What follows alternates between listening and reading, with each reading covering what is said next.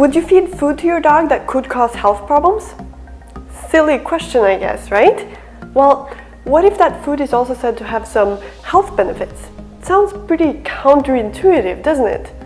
One fairly common dog food ingredient is often portrayed as healthy for our dogs, though it's well known to cause issues as well, especially in dogs' digestive system. Actually, it's even believed to have caused infertility and liver disease in captive cheetahs. Doesn't sound like something we should be feeding our dogs, right? In this video, I'll show you 3 rather scary reasons why you may want to avoid this dog food ingredient altogether. And actually, this is very relevant for us humans as well, as some people eat quite a bit of this food. Hi, I'm Ingunn, the Norwegian Viking behind Viking Dog Girl. I hold a certificate as a pet food nutrition specialist, and I'm here every week sharing everything on dog nutrition, dog health, and lifestyle.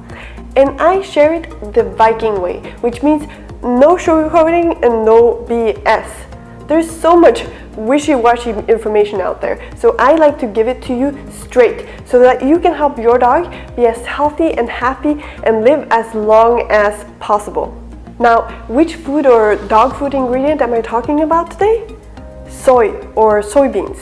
Soy comes in a lot of different forms, like whole soybeans, soybean flour, soybean meal, textured soy protein, isolate soy protein, protein concentrate, grits, hulls. A lot of these are highly processed, by the way. They don't even resemble anything close to being a whole food. Now, before I share why soy is so scary to feed dogs, why is it even added to dog food in the first place? I mean, it's not like dogs would be able to eat soy in the wild. Soy is even said to be dangerous, maybe even toxic to humans if we eat them raw. And dogs certainly don't know how to cook soybeans. Basically, soy is often added to substitute part of the meat content in dog food as a source of protein. Or as a complementary protein source, as some would say, though let's face it, if dog food contains enough meat, there's no need for extra protein. And as we're about to see, this is really not the best protein either. Soy is also quite cheap, so that works out pretty well for dog food manufacturers, doesn't it? Now, let's look at those 3 scary reasons to avoid soy, for both us humans and our dogs really. And the third reason is truly something to watch out for in soy and in other foods as well. So, scary reason number 1, nutrients in soy may be poorly absorbed. It's super important when looking at the nutrients found in food to know whether or not those nutrients can actually be digested and absorbed by our own bodies or our dogs' bodies. I mean, let's say 2 different diets contain about the same amount of nutrients. However, the nutrients in one of the foods is almost fully digested and absorbed by your dog's body, while for the other food, only about half of the nutrients are actually absorbed. Which food would you feed your dog? That's probably a bit exaggerated, though I hope you get my point. How much of the nutrients in the food is actually digested and absorbed by the body has everything to do with whether or not we should consider that food nutritious for our dogs. However, this is often completely overlooked. Take iron, for instance. There are 2 main types of iron, namely non-hemi and hemi iron.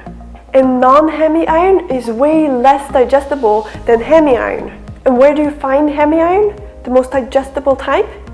In meat and other animal products. That's it. Plants only contain non-hemi iron.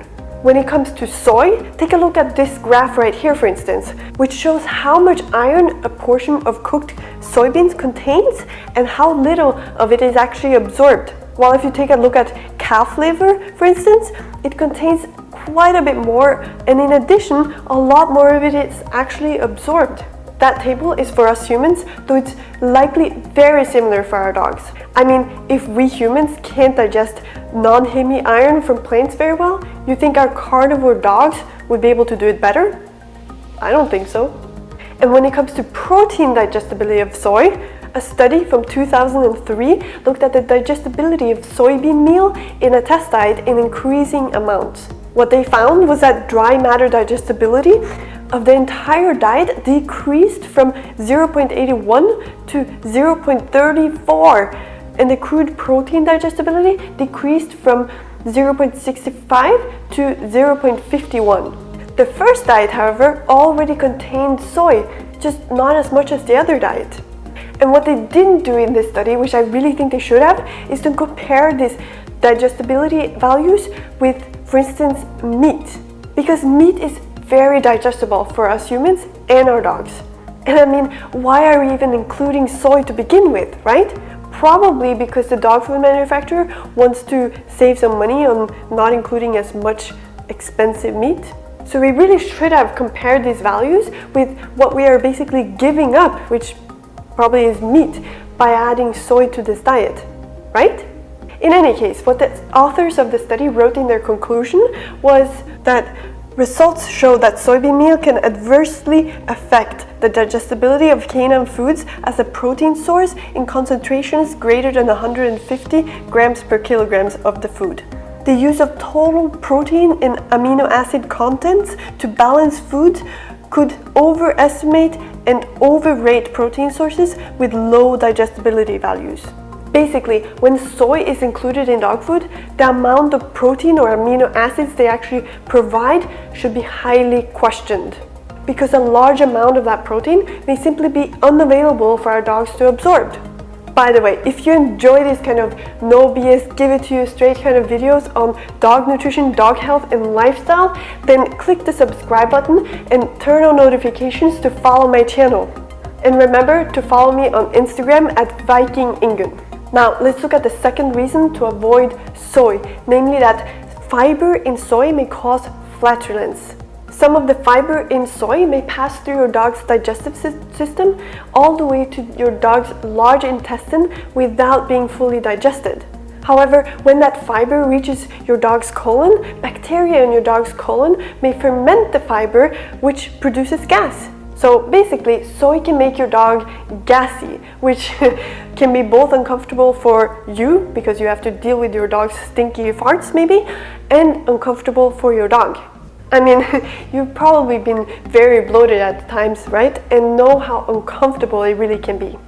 As Small Animal Clinical Nutrition put it, soybeans, beans, and peas contain large quantities of nonabsorbable oligosaccharides. And foods that contain large amounts of non-absorbable oligosaccharides are likely to produce large amounts of intestinal gas. These kinds of fibers may also cause diarrhea, and fibers in general will increase the size of your dog's poop.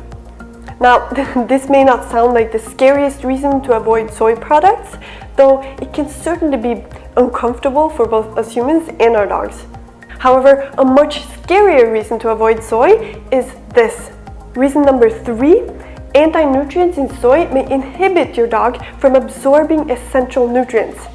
Nutrients in soy may not only be poorly absorbed themselves, certain substances in soy may actually inhibit your dog's gut from digesting and absorbing nutrients from the rest of your dog's food. I mean, let's say you feed your dog a certain amount of meat and your dog is able to absorb most of those nutrients. However, in the next meal, you add a bit of soy to the same amount of meat.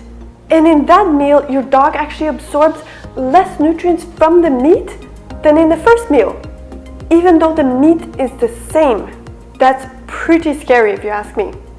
Anti-nutrients is one of the reasons nutrients in soy may be poorly absorbed, which is of course a reason to not feed soy anyway, though the fact that it may inhibit the absorption of nutrients in other foods is even worse, if you ask me. As an example, the NRC mentions how vegetable products are more likely to contain chemicals that interfere with zinc absorption, the most notable of these being phytate. Phytate is present in many plant sources, including cereals such as corn, wheat, and rice, and oilseed meals such as soy, peanut, and sesame. However, phytate is not present in animal foods.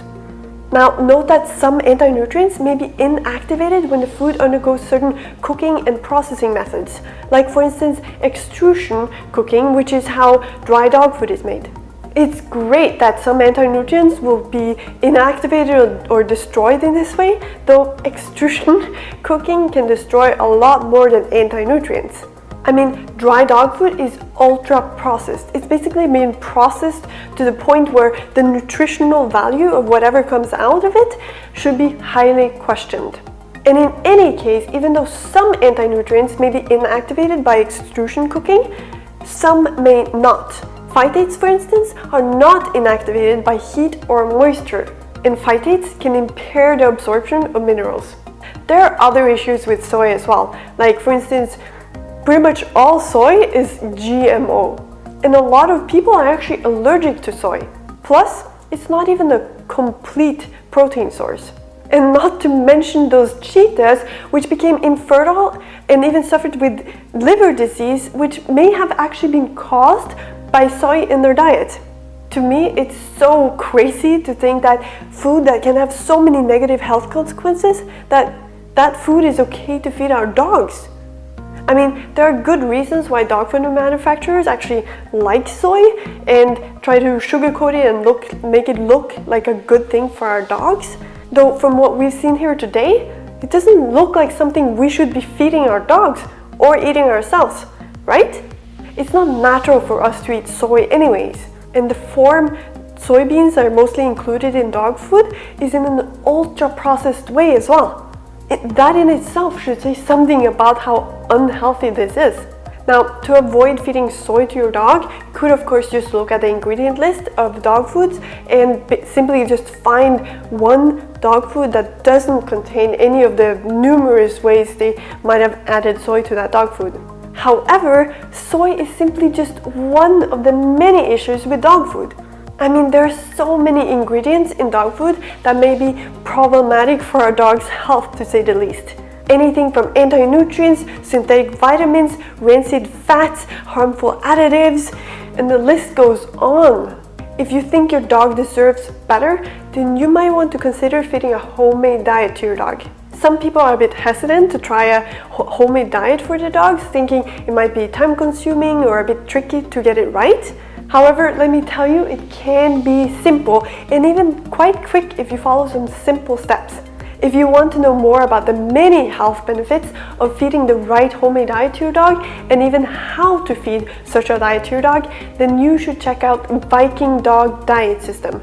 Based on science, this system shows you step by step how to feed a highly nutritious, all-natural, real food diet to your dog in a simple way, including meal examples and even how to transition your dog to this diet. It's important to do this correctly because our dogs need enough nutrients. However, as mentioned, it can be simple, especially if you follow the steps in the Viking Dog Diet System.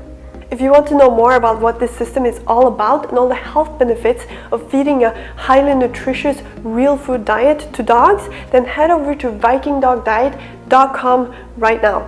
I hope you've enjoyed this video, and if so, then give it a thumbs up and share it with anyone you know who has a dog that deserves the best. Give your beautiful dog a hug from me, and I'll see you next time. Bye.